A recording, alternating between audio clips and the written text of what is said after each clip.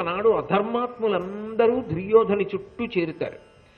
ఈ చుట్టూ చేరిన వాళ్ళందరూ మడిసిపోవాలి అంటే ధర్మాత్ములు కనుక కృష్ణుడు పాండవుల పక్షంలో చేరుతాడు. అప్పుడు పెద్ద యుద్ధం జరుగుతుంది. ఆ యుద్ధంలో అధర్మాత్ములందరూ పడిపోతారు. నిజానికి కృష్ణావతారం యొక్క ప్రయోజనం పూర్తి కావాలి అంటే తాను దుర్యోధనుడి వైపే ఉండాలి. ఎందుకు ఉండాలి అంటే తాను దుర్యోధనుడి వైపు ఉంటే దుర్యోధనుడికి ఒక ధైర్యం ఉంటుంది. భీష్ముడున్నాడు, ద్రోణుడున్నాడు కనుక నేను గెలుస్తాననేటటువంటి పేరాశతో యుద్ధానికి ఎడతాడు. వెళ్ళిన తరువాత అధర్మం వైపు ఎవరున్నారో వాళ్ళందరూ పడిపోతారు. పడిపోయిన తర్వాత ధర్మం గెలుస్తుంది. అలా గెలవాలి అంటే తాను దుర్యోధనుడు ఉన్న చోట ఉండాలి, దుర్యోధనుడు ఉన్న వైపు యుద్ధం చెయ్యాలి. మరి కాపక్ష్యం కాదా? మరి అవతల పాండవులు గెలవాలని మనసులో కోరికుండి దుర్యోధనుడి వైపు యుద్ధం చెయ్యడం దోషం అవదా అంటే భీష్ముడు అబద్ధం చెప్తే దోషం. భీష్ముడు అబద్ధం చెప్పలేదు. ఆయనని సర్వసైన్యాధిపతి చేసినప్పుడు ఆయన వెంటనే దుర్యోధనుడిని పిలిచి చెప్పాడు, ధర్మం ఎక్కడుంటుందో అక్కడ భగవంతుడు ఉంటాడు, కృష్ణుడు భగవానుడు. ఆయనే రాయబారానికి వచ్చాడు, నువ్వు వినలేదు. ఖచ్చితంగా మడిసిపోతావు, నీ అనుచరులతో పడిపోతావు. పాండవుల యందు ధర్మం ఉన్నది, నేను వాళ్ళని సంహారం చెయ్యను.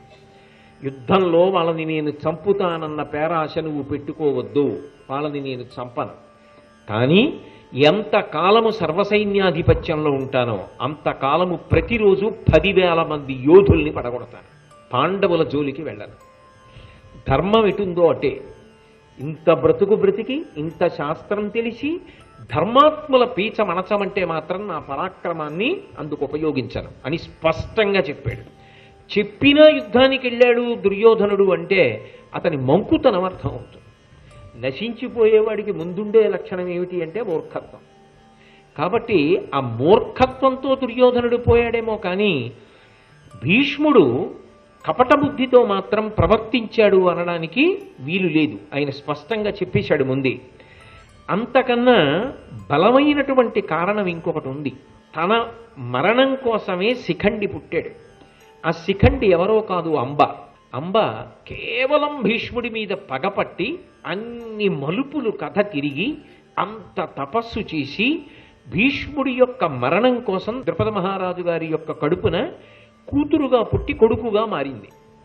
ఇప్పుడు శిఖండి ద్రుపదుని యొక్క కొడుకు కాబట్టి శిఖండి పాండవులకు ఏమవుతాడు? బావమరిది అవుతాడు. పాండవులకు బావమరిది అయినప్పుడు శిఖండి ఎవరి పక్షాన నిలబడతాడు? ఖచ్చితంగా పాండవ పక్షాన నిలబడతాడు ద్రుపదుడితో కలిసి. పాండవ పక్షాన శిఖండి నిలబడితే ఏదో ఒకనాడు శరీరాన్ని విడిచిపెట్టాలిగా.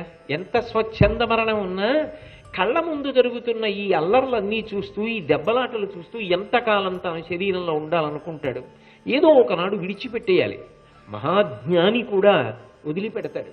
ఎందుకని అంటే సామాన్యుడు శరీరం విడిచిపెట్టడానికి జ్ఞాని శరీరం విడిచిపెట్టడానికి ఒక తేడా ఉంటుంది. భగవాన్ రమణులు దీన్ని పరమాద్భుతంగా ప్రతిపాదన చేశారు. బియ్యం బస్తానెత్తుకున్న కూలి ఎప్పుడు వదిలేద్దామా అని ఎలా చూస్తాడో అలాగని రోడ్డు మీద పారేస్తాడా? ఆ ఇంటికి వెళ్ళిన తర్వాతే వదిలేయాలి. అలాగే దీనికి కాలం అయిపోయి ఇది ఎప్పుడు పడిపోతుంది అని జ్ఞాని ఎదురు చూస్తూ ఉంటాడు. దాని కాలం దానికి అయిపోయింది అనుకోండి, పరమ సంతోషంతో అమ్మయ్యా ఇంకా నేను కట్టుబడి లేను, నేను ఈ శరీరానికే పరిమితం కాదు, నేను అనంతం సర్వవ్యాపిని అని ఆనందంగా వదిలిపెడతాడు. ఏడుస్తూ వదిలిపెట్టినవాడు ఏడుస్తూనే పుట్టాలి. అందుకే ఏడుస్తూ బెంగ పెట్టుకుని వెళ్ళిపోయిన వాళ్ళందరం పుట్టినప్పుడు మళ్ళీ ఏడుస్తూనే పుట్టాం. సంతోషంగా ఆనందంగా వెళ్ళిపోయిన వాడు ఇక మళ్ళీ సంతోషంగా పుట్టవలసిన అవసరము లేదు, ఏడుస్తూ పుట్టవలసిన అవసరము లేదు. అది చివరి జన్మ, ఇక రాడు. అలా వెళ్ళగలిగిన వాడు ఎవరంటే జ్ఞాని ఒక్కడే. దేని చేత జ్ఞాని? ఇది నేను కాదు, ఆత్మ నేను అని ఆయన రూఢము చేసుకున్నాడు అనుభవంలో. కాబట్టి ఆయనకి శరీర తాదాత్మ్యత ఉండదు. ఏదో ఒకనాడు ఈ శరీరం వదలాలి. అది ఎంత భీష్ముడవనివ్వండి, ఎంత స్వచ్ఛంద మరణ వరం ఉండనివ్వండి. ఎంతకాలం ఉంటాడు? తన తోడి వాళ్ళందరూ వెళ్ళిపోతున్నారు.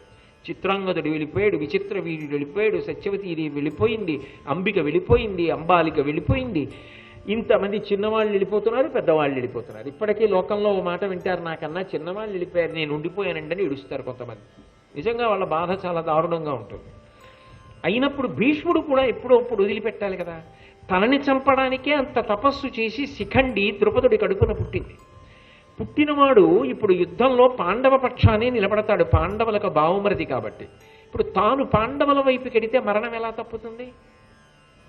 తాను ఇటే ఉండాలి, ఇటువైపు ఉంటేనే శిఖండితో యుద్ధం జరుగుతుంది.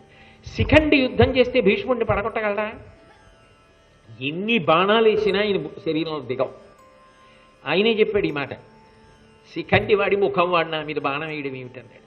వాడు బాణం వేస్తే నాకు పువ్వులతో కొట్టినట్టు ఉంటుంది, వాడి బాణం ఏమిటి? ఆయన కవచాన్ని భేదిస్తుందా అది? ఆయన శరీరంలో దిగుతాయి ఆ బాణాలు? సాధ్యమే? సాధ్యం కాదు శిఖండికి కొట్టడం. శిఖండి అడ్డు నించున్నాడు, ఆడదిగా పుట్టి మగవాడిగా మారాడు కాబట్టి నేను ఇతని మీద బాణం వేయనని వదిలిపెట్టాడు. ఆయన బాణాలు వేసినంతసేపు నాకేం అవలేదన్నాడు. శిఖండిని ఎదురుగుట్టా పెట్టుకుని వెనక నుంచి అర్జునుడు వేశాడు. ఆ బాణములు వేసినప్పుడు కూడా ఎలా వేశాడంటే శరీరమునందు కంఠమునకు కింది నుంచి ప్రతి 2 అంగుళాలకి బాణం నాటాడు. నాటితే మనవడి వంక చూసి అన్నాడు, పిడుగులు పడినట్టుందిరా నీ బాణాలు, నా ఒళ్ళు తూట్లు పొడి చేస్తోందిరా అన్నాడు. ఆఖరికి ప్రతి 2 అంగుళములకు బాణాలు కొట్టేస్తే రథం నుంచి డుళ్ళి అప్పశయ్య మీద పడ్డాడు.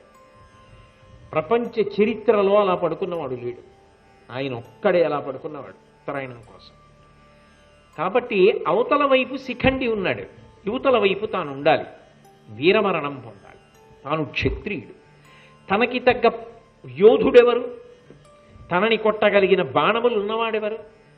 సాక్షాత్తు నరుడు నారాయణుడి పక్కన ఉండి అర్జునుడిగా అవతరించాడు. కాబట్టి అర్జునుడే వెయ్యాలి బాణాలు. అర్జునుడి బాణాలైతేనే ఆయన శరీరంలోకి దూసుకుపోతాయి, జల్లెడ కింద కొట్టగలడు. ఆ అర్జునుడు అటున్నప్పుడు తాను ఇటుంటేనే అంత సంతోషంగా నా మనవడింత వాడయ్యాడని వీరోచితమైన మరణాన్ని పొందాలి. అంతేకాని రోగిష్టిగా ఎలా వదిలిపెడతాడు శరీరాన్ని? క్షత్రియుడై పుట్టి యుద్ధభూమిలో కాకుండా శరీరాన్ని వేరుగా ఎలా వదిలిపెడతాడు? అలా వదిలిపెట్టకుండా ఉండాలి అంటే దుర్యోధనుడి వైపున యుద్ధం చెయ్యడం వినా మార్గం భీష్ముడికి లేదు. అలాగే ద్రోణాచార్యుల వారిని చంపగలిగినటువంటి వాడు దృష్టజ్యుమ్నుడు, ఆయన ద్రుపదుడికే కొడుకు, ఆయన పాండవులకే భావమరిది, అందుకే ద్రోణుడు భీష్ముడితోటి. కాబట్టి వీళ్ళిద్దరూ దుర్యోధనుడి పక్షానే ఉండాలి. ఉంటే అటు సంగ్రామము జరుగుతుంది, వీరోచితంగా పోరాడతారు, ధర్మాన్ని మాత్రం మట్టు పెట్టారు. చిట్ట చివరికి యుద్ధభూమిలోనే పడిపోతారు. పడిపోయిన కారణం చేత వీరస్వర్గాన్ని పొందుతారు. ఈ కారణములు బలీయమైనటువంటి కారణములు ఉన్నాయి కాబట్టి ఇన్ని కారణముల చేత భీష్ముడు దుర్యోధన పక్షాన ఉన్నాడు తప్ప పాండవ పక్షానికి వెళ్ళి యుద్ధం చేయలేదు. కానీ చాలామంది చటుక్కుని భీష్ముడు ఎందుకంటే అసలు ఇటువైపు ఉండడం అనేస్తూ ఉంటారు. భీష్ముడు ఉన్నాడు అంటే సర్వశాస్త్ర పారంగతుడు కనుకనే అంత ఆలోచన చేసి మహానుభావుడు ఇటువైపు ఉండిపోయాడు. సరే, వాళ్ళు ఇంద్రప్రస్థాన్ని రాజధానిని చేసుకుని పరిపాలిస్తున్నారు. అభివృద్ధే కదండి, ఎక్కడ ధర్మానురక్తి ఉంటుందో అక్కడ అభివృద్ధి ఉంటుంది. కాబట్టి ధర్మరాజు గారు తమ్ముళ్ల సహాయంతో దిగ్విజయ యాత్ర చేసి రాజసూయ యాగాన్ని సంకల్పం చేశాడు. నారదుడు చెప్పిన కారణం చేత ఎవడు రాజసూయ యాగం చేస్తాడో ఆయన సార్వభౌముడవుతాడు. కాబట్టి ఇప్పుడు ధర్మరాజు గారు సార్వభౌముడవడానికి సిద్ధపడుతున్నాడు. అటువంటి సమయంలో అందరికీ ఆహ్వానాలు పంపించాడు. అందరికీ ఆహ్వానాలు పంపడం ఒక ఎత్తు, మీరు రండి అని పిలవడం ఒక ఎత్తు. కొందరి విషయంలో ప్రాజ్ఞత ఉంటే పిలవడం కాదు, వెళ్ళి తనవాడన్నవాడు ముఖ్యుడైన వాడు దగ్గర ఉండి తీసుకురావాలి, అది మర్యాద. ధర్మరాజు గారు భీష్ముణ్ణి పిలవడానికి పంపినప్పుడు మాత్రం కేవలముగా మిగిలిన వాళ్ళకి పంపినట్టుగా ఆహ్వానములు పంపలేదు. సోదరుడైన నకులుణ్ణి పిలిచాడు. ఎందుకని? మాద్రీసుతుడు, ఇంటి పెద్దని భీష్మాచార్యుల వారు తాతగారు మహానుభావుడు, ధర్మాత్ముడు, వంశమునకంతటికీ కూడా కారకుడు. అటువంటి వారిని దగ్గరుండి తీసుకురా, ఏదో ఆహ్వానం చెప్పేసి వచ్చేయడం కాదు, 15 రోజుల ముందు నువ్వు వెళ్ళు అని నకులుణ్ణి పంపాడు. పంపితే నకులుడు స్వయంగా వచ్చాడు భీష్ముడి దగ్గరికి. భీష్ముడు బయలుదేరి రాజసూయ యాగానికి వెళ్ళాడు హస్తినాపురం నుంచి. ఆ వెళ్ళినప్పుడు కూడా ఎంత ప్రేమతో వెళ్ళాడో, ఎంత గొప్పగా వెళ్ళాడో వర్ణిస్తారు భారతంలో. అనుపమ ధనరాశులు గొనుచును అనురాగమున రాజసూయ మఖాలోకన కౌతూహల పరులయి చనుదించిరి భీష్ముదొట్టి సద్బంధుజనుల్. ఆ నకులుడు వెళ్ళి మిమ్మల్ని దగ్గరుండి తీసుకురమ్మన్నారు తాతగారు మా అన్నయ్య అంటే పరమ సంతోషంతో బయలుదేరట. ఎందుకు? ఆయన పిలిచాడని కాదుట, ఆయన వెళ్ళడంలో ఒక కారణం ఉందిట. ఏమిటి ఆ కారణం అంటే రాజసూయ మఖాలోకన కౌతూహల పరులయి, నా మనవడు కష్టపడి పెంచాను ఈ వంశాన్ని, ధర్మాత్ముడై ఇవాళ సార్వభౌముడై ఇన్ని కష్టాలు పడి యావత్ భారతాన్ని గెలిచి రాజసూయ యాగం చేస్తున్నాడు. ఇంత ప్రేమతో నకులుణ్ణి పంపించాడు. ఇప్పుడు నేను వెళ్ళి అక్కడ కూర్చుని నా మనవడు తన భార్యతో ధర్మపత్నితో కలిసి పీటల మీద కూర్చుని ఆ యాగం చేస్తుంటే అది చూడడమే నాకు సంతోషం. ఆయన తనకేదో పెద్ద పీట వెయ్యాలనో, తన్ని గౌరవించాలనో, నెత్తి మీద పెట్టుకోవాలనో ఆయన కోరుకోలేదు. అది ఆయన ప్రేమ. పెద్దరికానికి అర్థం అలా ఉండాలి. అది చూపించాడు భీష్ముడు. అందుకని ఆయన దేనికి వెళ్ళాడు అంటే రాజసూయ మఖాలోకన కౌతూహల పరులై చనుదించిరి భీష్ముదొట్టి సద్బంధుజనుల్. భీష్ముడితో పాటుగా మిగిలిన బంధుజనులు కొందరు వచ్చారు. అందులో ద్రోణాదులు ఉన్నారు. ద్రోణుడు, కృపాచార్యుడు, అశ్వత్థామ వీళ్ళందరూ బయలుదేరి వెళ్ళారు. వెళ్ళినప్పుడు ఎలా వెళ్ళాడు? అనుపమ ధనరాశులు గునుచును. అనుపమ అన్న మాట ఇక్కడ వేశారు. అనుపమ అంటే ఉపమానం చెప్పడానికి వీల్లేదు, ఇంత అంత అని చెప్పడానికి వీలు లేదు. ఎందుకని అంటే ఎంతో లెక్క తెలీదా? లెక్క తెలియకుండా పట్టుకెళ్ళాడా? కాదు. దాని అర్థం ఏమిటో తెలుసా? అటువంటి పెద్ద ఆయన పట్టుకొచ్చి ఇచ్చింది ఎంతైనా చాలా ఎక్కువే. అది చాలా ఎక్కువ. అంతేగాని భీష్మాచార్యుల వారు ఇంతేనా ఇచ్చింది అనకూడదు. భీష్మాచార్యుల వారు అక్షతలు వేసేడితే చాలు. అంతేగాని ఆయన ఏమో ఇస్తాడని పిలిచావు నువ్వు? కాదు. అసలు బతుకంతా ఆయన ఇచ్చింది. అయినప్పుడు ఇంకేమి ఇవ్వాలి? ఆయన రావడమే గొప్ప, ఆయన అక్షతలు వేయడమే గొప్ప, ఆయన కూర్చోవడం గొప్ప. అంతకన్నా ఇంకేం కావాలి నీకు? అందుకని ఆయన ఎంత పట్టుకెళ్ళాడు చెప్పకూడదు. ఇది మీకు రుక్మిణీ కళ్యాణంలో కూడా కనపడుతుంది. అగ్నిజ్యోతనుడు ఆ శ్రీకృష్ణ భగవానుడి దగ్గర నుంచి వచ్చి రుక్మిణీదేవితో మాట్లాడుతూ అమేయ ధనావళు ఇచ్చే నాకు అంటాడు. అబ్బో ఎంత డబ్బిచ్చాడో అన్నాడు. ఎంత డబ్బిచ్చాడు అంటే ఎంత ఇచ్చినా అబ్బా ఎంత ఇచ్చాడో అంటాడు. అది ఆయన గొప్పతనం. అంతేగాని ఇంతే ఇచ్చాడండనో లెక్క చెప్పడం అంటే అసలు లెక్క పెట్టుకోడు. కృష్ణుడు ఇచ్చాడని ఆనందపడిపోయాడు. అంతే. దొరికిన దానితో తృప్తి పొందాడు. అందుకే అమేయ ధనావళు ఇచ్చ నాకు తావొచ్చే సుదర్శనాయుధుడు వాడే సురాసురలేకమై వచ్చిననైన రాక్షస వివాహమునన్ కొనిపోవు నిన్ను నీ సచ్చరితంబు శీలమును పండెను నేడు అని ఆయన రుక్మిణీదేవిని ఉద్దేశించి మాట్లాడతాడు. అలా ఇక్కడ కూడా ఆ వెళ్ళినప్పుడు ఆ పట్టికెళ్ళింది అనుపమ ధనరాశులు గొనుచును. ఆయన పట్టికెళ్ళిన దానికి ఉపమానం చెప్పడం కుదరదు. ఇంకోళ్ళు పట్టుకొచ్చింది ఈయన పట్టుకెళ్ళిన దానికి ఉపమానం లేదన్నారు. ఎందుకంటే ఆయన తెచ్చిందంటే మహాత్ముడు, వంశాన్ని నిలబెట్టినవాడు. ఆయన చేత్తో వేసిన అక్షతలైనా అంత గొప్పవి. ఏ ఇంట్లోనైనా ఈ భావనలు గొప్పవి. ఇది అసలు ఒక ఇంట్లో ఒక కార్యం చేస్తున్నారు అన్నప్పుడు ఈ మర్యాదని పిలుపులో ఎవరికి ఇవ్వాలన్నది ముందు రాశావా? ఇది ప్రధానం. భీష్మాచార్యుల వారు ఇతర పెద్దలతో అంటే ద్రోణాదులతో కలిసి ఇంద్రప్రస్థానికి వెళ్ళాడు. ధర్మరాజు గారు గబగబా ముందుకు వచ్చారు. మాట్లాడడం మొదలెడుతూనే భీష్ముణ్ణి చూసి అన్నాడు, మీ అనుగ్రహమున చేయంగగడగితి ఇమ్మహాద్ధరంబు నిమితోడ దీనినిందరును అనూనంబుగా పూని పెంపు మెరసి నిర్వహింపవలయు. మీ అనుగ్రహంతో నేను ఈ రాజసూయాగం చేస్తున్నా. ఇది నా గొప్ప, మా తమ్ముళ్ళ గొప్ప అనలేదు ధర్మరాజు గారు. నిజానికి మరి దిగ్విజయయాత్ర చేసిన వాళ్ళు పాండవులు. కానీ మీ అనుగ్రహం వల్ల ఇవాళ నేను ఈ రాజసూయాగం చేయగలుగుతున్నాను. నిజమా కాదా? భీష్ముడు అంత ధర్మం మాట్లాడబట్టి కదూ అర్ధరాజ్యం వచ్చింది. కాబట్టి మీ అనుగ్రహం చేత చేస్తున్నాను. ఈ మహాధ్వరంబు నిస్సందేహంగా ఇది చాలా పెద్ద కార్యం.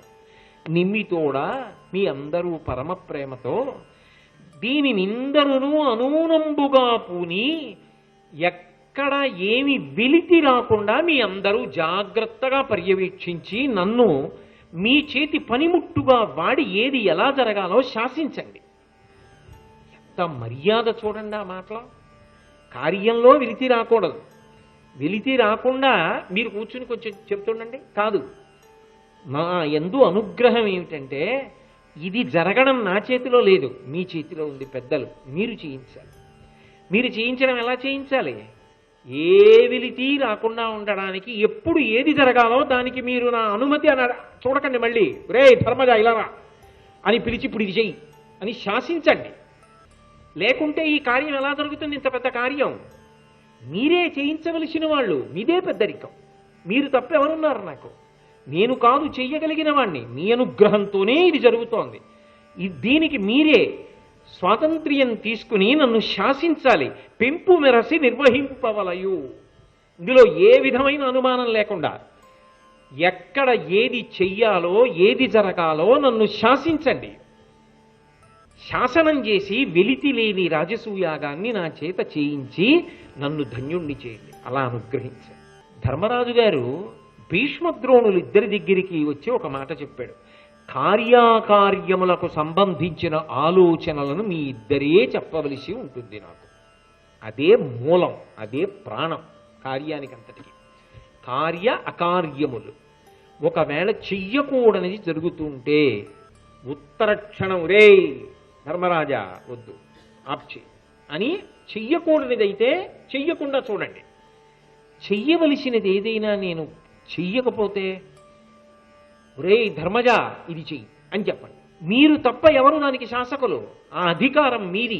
ఎందుకనంటే అది చెప్పడానికి శాస్త్ర ప్రవేశం ఉండాలి. కార్యక్రమం గురించి ఏమీ తెలియని వాడిని దానికి పెట్టి చెప్పమంటే ఏం చెప్తాడు? ఆయనకి ఏమి సంగీతం రాదు. ఆవిడ ఎలా పాడుతున్నారో మీరు చెప్పండి అంటే ఆయన ఏం చెప్తాడు? ఆయన నచ్చితే నచ్చిందంటే, నచ్చకపోతే నచ్చలేదంటాడు. కానీ ఆవిడ ఎన్ని గమకాలు వేశారో, ఎంత బాగా పాడారో, ఏ రాగం పాడారో ఆయనకి ఏమైనా తెలుసా? ఆయనకేం తెలియదు. ఆ శాస్త్రం తెలిసిన్నవాడైతే చెప్పగలుగుతాడు. సమస్త శాస్త్ర విశారదులు ఎవరక్కడ? భీష్మద్రోణులు. ఒకడు తాతగారు, ఒకరు గురువుగారు. వాళ్ళిద్దరినీ ఆ గౌరవంలో కూర్చోబెట్టాడు. కార్యాకార్యములను మీరు నిర్ణయం చెయ్యండి. ఏది జరగాలో ఏది జరగకూడదో చెప్పడానికి పరిపూర్ణమైన అధికారము మీదే. ఎప్పుడైతే ఈ మాట చెప్పి వెళ్ళాడో ఆ కార్యం జరిగిపోతుంది. ఎందుకు జరిగిపోతుందో తెలుసా? ఈ మాట అనగానే వచ్చిన వాడు ఎందుకు వచ్చాడు? అది అలా జరుగుతుంటే చూసి సంతోషించడానికి వచ్చాడు. పరిపూర్ణంగా ప్రసన్న హృదయంతో వచ్చాడు. వచ్చినవాడు అలా కర్తవ్యాన్ని అప్పచెప్పినప్పుడు, ఇంత సర్వశాస్త్ర పారంగతుడు ఉన్నప్పుడు దాన్ని ఎంత అందంగా నడిపిస్తాడు. ఆయనతో ఆ మాట చెప్పలేదనుకోండి, జోక్యం చేసుకుంటారా పెద్దలు? జోక్యం చేసుకోరు. తమ హద్దులో తాముంటారు. అలా కాకుండా వాళ్ళు కార్యాన్ని నిర్వహించాలి అంటే మనం చెప్పాలి, నోరు విప్ప ఆ మాట మాట్లాడాలి వాళ్ళతో. అది ధర్మరాజు గారు మాట్లాడాడు. మాట్లాడి భీష్మద్రోణుల్ని కూర్చోపెట్టి నమస్కారం చేసి తాను యజ్ఞవాటమునందు ప్రవేశించాడు. యజ్ఞం అంతా చాలా అద్భుతంగా జరిగిపోయింది. ఎందుకు జరగదు? ఈ మాట చెప్పిన తర్వాత జరిగిపోయిందంటే ప్రారంభించడం ఎలాగో అర్థమైతే పూర్తవడం అదే జరిగిపోతుంది. పెద్దల యొక్క ఆశీస్సు ఉన్నప్పుడు ఎందుకు నడవదు? చక్కగా నడిచిపోయింది. నడిచిపోయిన తరువాత ఆ సభలో నారదుడు ఉన్నాడు. చిట్ట చివరికి వచ్చేసింది ఇంకా కార్యక్రమం. ఆయన ఒక్కసారి సభంతటి వంక చూశాడు. మిగిలిన వాళ్ళు చూడ్డానికి నారదుడు చూడ్డానికి ఓ తేడా ఉండదండి. శిశుపాలుడు ఉన్నాడు సభలో, మిగిలిన రాజులు ఉన్నారు, కృష్ణుడు ఉన్నాడు, ధర్మరాజు ఉన్నాడు, సోదరులు ఉన్నారు, భీష్మ ద్రోణాదులు ఉన్నారు, దుర్యోధనాదులు ఉన్నారు. అందరికీ ఏం కనపడుతోంది? ఇదే కనపడుతోంది. కానీ నారదుడి యొక్క దృష్టికోణం వేరు. ఆయన సభ వంక చూసినప్పుడు ఆయనకి సభ అలా కనపడదు, ఆయనకి వేరుగా కనపడుతుంది. అలా కనపడనప్పుడు నారదుడి యొక్క దృష్టికోణానికి మిగిలిన వాళ్ళ దృష్టికోణానికి తేడా ఎలా వస్తుంది? ఆయన మహాత్ముడు ఎందుకు అవుతాడు? అందుకే నారదుడు చూసినప్పుడు కొన్ని విచిత్రమైనటువంటి విషయాలు సభయందు ఆయనకి గోచరమయ్యాయి. ఏవి కనపడ్డాయంటే, అసలు ఇంత వైభవోపేతంగా రాజసూయాగం జరగడానికి కారణం ధర్మరాజు గారి యొక్క అకుంఠితమైనటువంటి ధర్మనిష్ట కదా. అంత ధర్మాన్ని ప్రతి క్షణం పాటిస్తూ ఉంటాడు కదా. అందుకు కదా ఈ భీష్మద్రోణాదులు కూడా ఇలా వశపడిపోయారు. ఇంత గొప్పగా ఈ కార్యక్రమం నడుస్తోందే. శాశ్వత ధర్మపరాయణత్వం. ఇవాళ ఉండి రేపు పోయేది కాదు. అంత ధర్మాన్ని పట్టుకుంటాడే ధర్మరాజు. అంతేకాదు, ఈ రాజసమూహం అంతా కూర్చునుంది. వీళ్ళ మధ్యలో కృష్ణ భగవానుడు కూర్చుని ఉన్నాడు. వీళ్ళందరూ ఏమనుకుంటున్నారంటే ఒక యాదవుడు, ఒక గొల్లవాడు కృష్ణుడు అని అనుకుంటున్నారు. కానీ కృష్ణుడు కేవలము ఒక యాదవుడా, కేవలము ఒక గొల్లవాడా? యజ్ఞభోక్త, యజ్ఞములందు ఇచ్చినటువంటి హవిస్సుని తినేటటువంటి వాడు, పరబ్రహ్మస్వరూపం. ఈ సమస్త లోకములను సృజించి నియమించి లయం చేయగలిగినటువంటి శక్తి ఉన్నవాడు. అటువంటి వాడు మిగిలిన వాళ్ళందరూ సామాన్యుడని అనుకుంటూ ఉండగా ఎక్కడా తన గొప్పతనాన్ని ప్రకటనం చేయకుండా అందరితో తానంతే అన్నట్టుగా కలిసిపోయి కూర్చున్నాడు. వీళ్ళ జన్మలో ఏ పరమాత్మ యొక్క కాలి గోటి కాంతి కూడా చూడలేరో ఆ పరమాత్మ వీళ్లతో కలిసి కూర్చున్నాడు. కానీ వీళ్ళు గుర్తుపట్టలేకపోతున్నారు. ఎంత విచిత్రం! ఇది నారదుని దృష్టికోణం. ఏదో అక్రూరుడు అంటాడు భాగవతంలో, శూరులు తొల్లి ఏ విభుని శోభిత పాదనక ప్రభావళించేరి భవాంధకారముల చిక్కక ఉందురు వట్టి దేవునిన్ వైరముతోడనైన గిలువన్ నను పంపి శుభంబు చేసే నిష్కారణమైన ప్రేమ ఇదే కంసుని పోలు సకుండు కలుగునే అంటాడు. భగవంతుని యొక్క కాలికి ఉండేటటువంటి గోటి చివర ఉన్నటువంటి కాంతిని దర్శనం చేయడానికి కోట్ల జన్మలు పడుతుంది. నకధీతి సంచన్న మజ్జన తమోగుణ అంటాడు వ్యాసుడు లలితా సహస్రంలో. అటువంటిది కృష్ణ భగవానుడు పరిపూర్ణంగా చూడ్డానికి వీలుగా అన్ని అవతారముల తేజస్సు ఏ అవతారంలోకి వెళ్ళిపోతుందో అటువంటి రాశీభూతమైన పరబ్రహ్మం. కృష్ అంటే నిరతిశయ ఆనంద స్వరూపం, ఘనమైన ఆనందం. అటువంటి ఆనంద స్వరూపమైనటువంటి కృష్ణుడు వీళ్ళందరితో కలిసి కూర్చుని ఉన్నాడు. కలిసి కూర్చుని ఉన్నప్పటికీ కూడా వీళ్ళకి తెలియదుగా మా పక్కన ఉన్నవాడు భగవానుడని తెలుసుకోలేకపోతున్నారు. ఎంత అమాయకత్వం! ఈ సభని చూస్తే ఎంత ఆశ్చర్యంగా ఉంది. ఇంతేనా? ఈ సభయే తర్వాత కురుక్షేత్ర యుద్ధానికి కారణమవుతుంది. కురుక్షేత్ర యుద్ధానికి కావలసిన బీజం ఇక్కడ పడుతుంది. అది చెట్టు అవుతుంది, పెద్ద పళ్ళు పండుతాయి. ఆ తర్వాత అధర్మాత్ములందరూ మడిసిపోతారు. అలా మడిసిపోయేటట్టుగా చెయ్యడం కోసమే బ్రహ్మాది దేవతలు ప్రార్థన చేస్తే శ్రీకృష్ణుడిగా అవతరించినటువంటి పరమాత్మ ఆయనకి సహాయం చెయ్యడం కోసం దేవతల యొక్క అంశలలో ఇక్కడ ఎందరో ఉన్నారు. వాళ్ళందరూ దేవతాంశలలో వచ్చినవారు. బృహస్పతి అంశలో వచ్చినవాడు, లేదా శుక్రాచార్యుల వారి అంశలో వచ్చినవాడు ద్రోణాచార్యుల వారు, వసువుల అంశలో వచ్చినవాడు భీష్మాచార్యుల వారు. అలా ఎందరో ఆయా అంశలలో వచ్చిన వారు ఉన్నారు. కానీ ఎవ్వరికైనా ఈ సభలో తెలుసా వాళ్ళ ఆయా అంశలలో వచ్చిన వాళ్ళని? దేవతాంశలు, రాక్షసాంశలు, దానవాంశలు ఇవన్నీ సభలో ఉన్నాయి. వాళ్ళెవరికి తెలియదు. తెలియక వీడు వీడు వీడు వీడు అని ఆ పేర్లతో మమేకం అవుతున్నారంతే. ఎంత విచిత్రం ఈ సభ! అన్నిటికన్నా ఆశ్చర్యకరమైన విషయం ఏమిటంటే ఇంత గొప్పవాడై సమస్తము తెలిసిన్నవాడై కాసేపటికి ఏం జరుగుతుందో తెలిసి ఉండి ఏమీ తెలియని వాళ్ళ నవ్వుతూ కూర్చున్నాడు కృష్ణుడు. బహుశా ఈ అవతారంలో ఇంత కిందకొచ్చేసినంతగా ఈ అవతారానికి ఇంత వైభవం ఉండి, ఎందుకని అంటే శ్రీకృష్ణావతారం అవతారాలన్నిటిలో పరిపూర్ణావతారం అని పిలుస్తారు. మళ్ళీ ఇంకొక మాట చెప్తున్నా, పరిపూర్ణావతారము అన్న మాటకు అర్థం ఏంటంటే ఆ అవతారం మిగిలిన అవతారముల యొక్క తేజస్సునంతటినీ తనలోకి లాక్కుంటుంది. ఒక్క కృష్ణాలయంలోకి వెళ్ళి నమస్కారం చేశారనుకోండి, విష్ణు భగవానుడి యొక్క సమస్త అవతారముల యొక్క దేవాలయములను దర్శనం చేసినట్టే. అది పరిపూర్ణావతారం. అందుకే అటువంటి పరిపూర్ణావతారం కృష్ణావతారం. కాబట్టి అవతారములన్నిటిలోకి అది గొప్పది. అంత గొప్పదైన అవతారం ఎక్కడొచ్చింది? అందరికన్నా చాలా అట్టడుగున పడిపోయిన చోట వచ్చింది. ఏ పారులెరుగక ఏ పారు మేటికి పశుల కాపరి ఇంట పాము కలిగి, ఏ తల్లి చనుబాలు ఎన్నడెరుగని ప్రోఢ తల్లి యశోద చనుల బాలు త్రవనిరిగి, ఏ కర్మయును లేక వెలయునొక్కడికి జాతకర్మంబులు సంభవించి, ఏ హాని వృద్ధుల నెరుగని బ్రహ్మంబు పొదివిటిలో వృద్ధి పొందనందే, ఏ చదువులనైన ఇట్టిట్టిదనరాని అర్థం అవయవముల యందు అందముంది. ఆయన పశువుల కాపరి ఇంట్లో పుట్టాడు. ఇదో మహావిజ్ఞానవేత్తో చక్రవర్తి కడుపునో పుట్టినవాడు కాదు. ఇంకా రామచంద్రమూర్తి అయితే దశరథ మహారాజు గారి కుమారుడిగా పుట్టాడు. కృష్ణుడు గొల్లవాళ్ల ఇంట్లో పుట్టాడు. పుట్టి ఆవుల వెంట, ఎద్దుల వెంట, దూడల వెంట గోధూళిధూ సరితకోమల గోపవేషం గోపాల బాలక శతైరనుగమ్యమానం. శ్రీకృష్ణ కర్ణామృతంలో లీలాశకుడు అంటాడు, ఆ గోధూళి అంతా ఒంటి మీద పడితే మట్టి అంతా మీదేసుకుని చిన్న పిల్లాడు వేణువు వాయించుకుంటూ ఆవుల వెంట వెళ్ళాడు. అటువంటి కృష్ణుడు అంత కిందకొచ్చేశాడు. అంత కిందకొచ్చేసినటువంటి అవతారం, ఇంత గొప్ప అవతారం ఎక్కడా లేదు. కానీ అది వీళ్ళకి తెలియకపోవడం ఆశ్చర్యం. ఇంత గొప్ప అవతారం తమ మధ్యలో ఉందని వీళ్ళకి తెలియట్లా. ఇది ఈ సభ గొప్పతనం అన్నాడు. ఎవరి దృష్టికోణం వాళ్ళది. శ్రీ ఉమామహేశ్వర పరబ్రహ్మార్పణమస్తు. స్వస్తి.